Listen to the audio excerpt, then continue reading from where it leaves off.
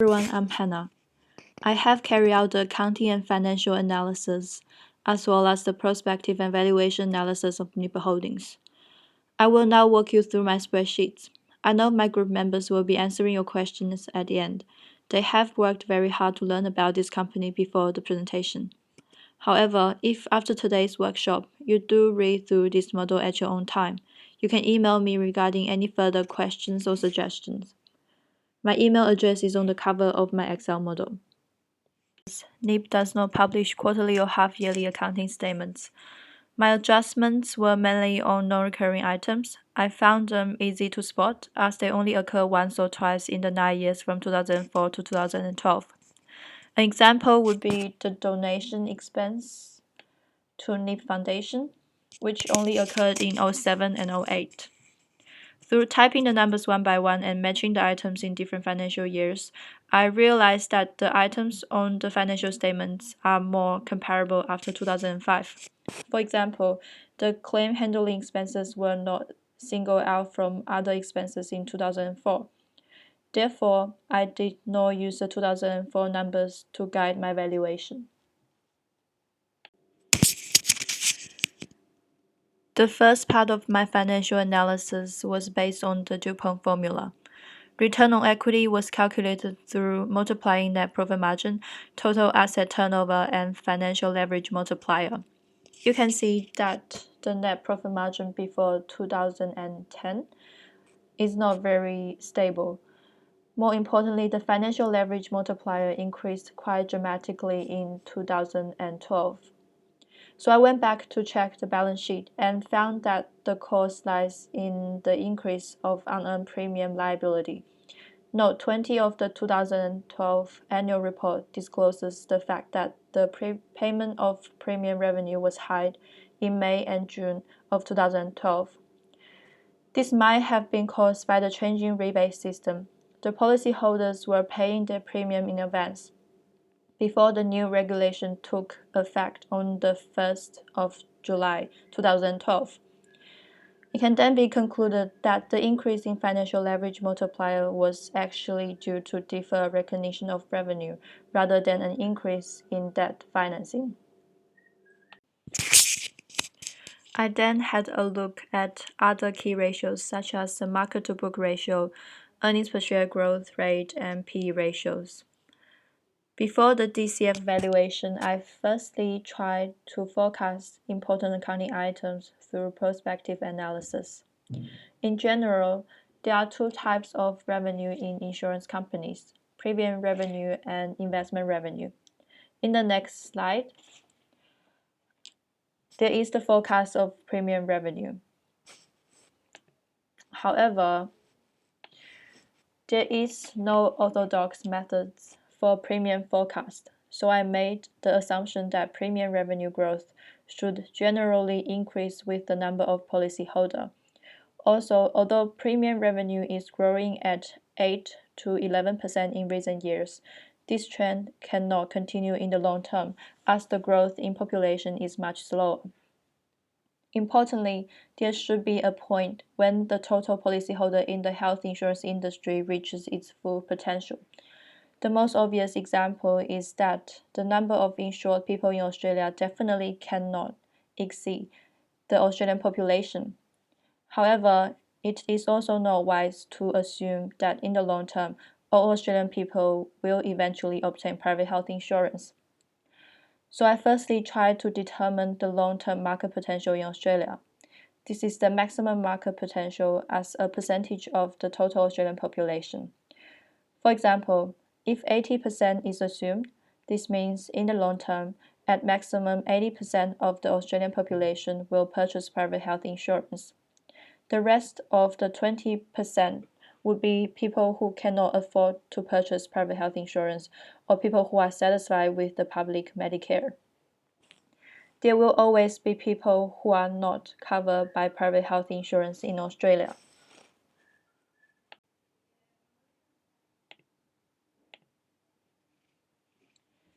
This graph shows the insured people as a percentage of the Australian population. You can see that the percentage of insured people dropped below 50% very quickly after the introduction of Medicare in 1984 and slowly declined to 30% until the government introduced the 30% rebate system in 1999.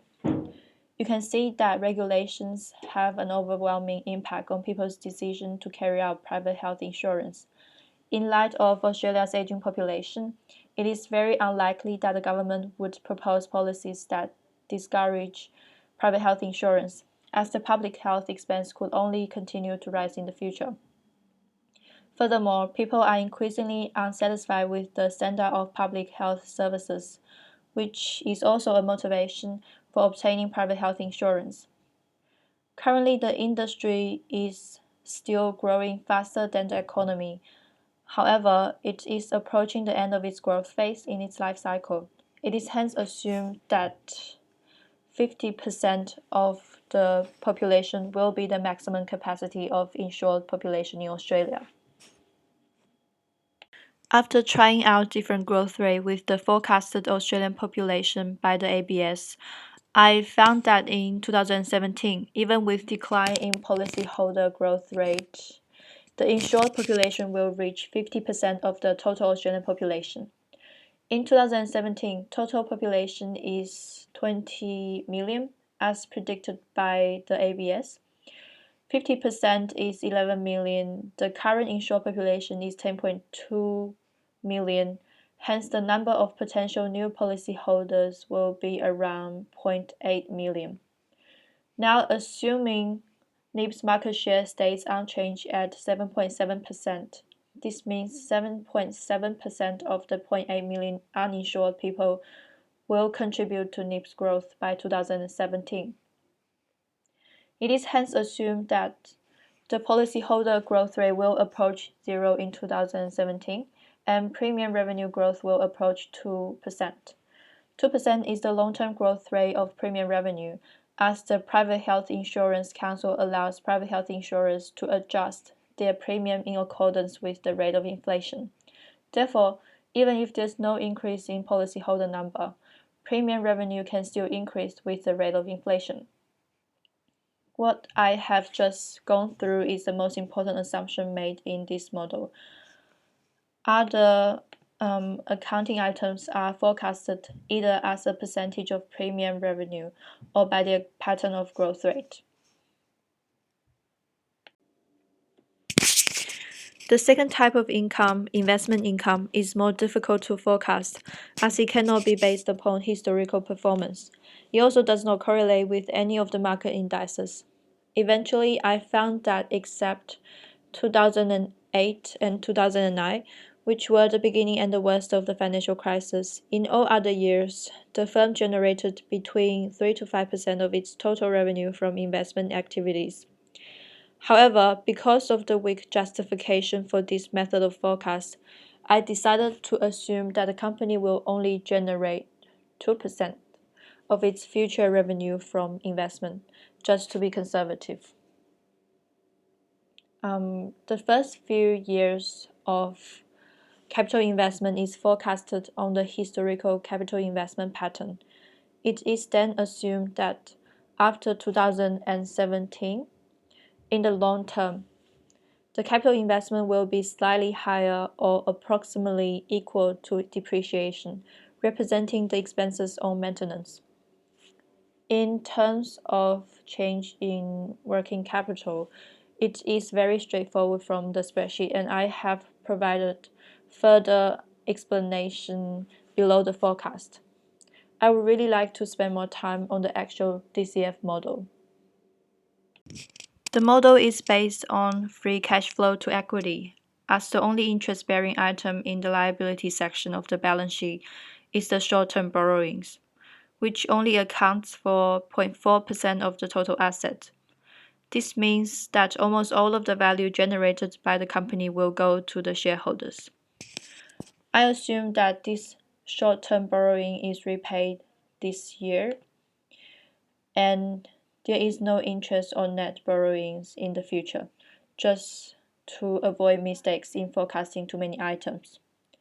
I adopted the formula provided by James, in workshop 4. However, the most important assumptions were made in calculating the cost of equity.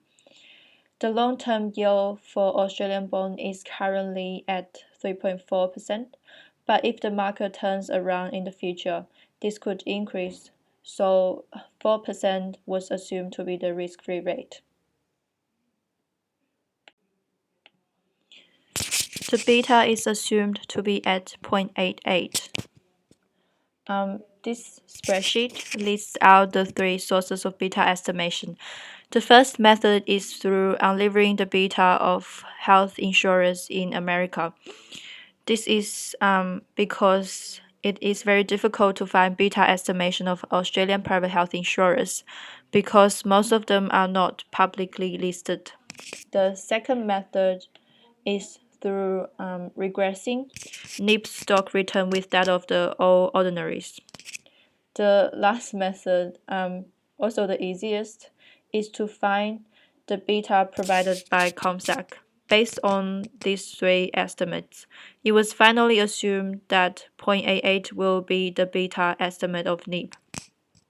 As the first method mainly focuses on companies in America, it probably is not a very good estimate of the risk profile here in Australia.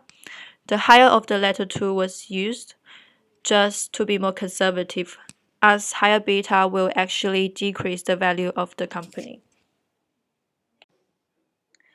The market risk premium is based on a report, and it has been forecasted at 8%. The source is provided below. The cost of equity was then calculated using the CAPM formula. Lastly, terminal growth rate is assumed to be the rate of inflation. The Australian inflation target is 2 to 3%. To be conservative, 2% is used as the growth rate.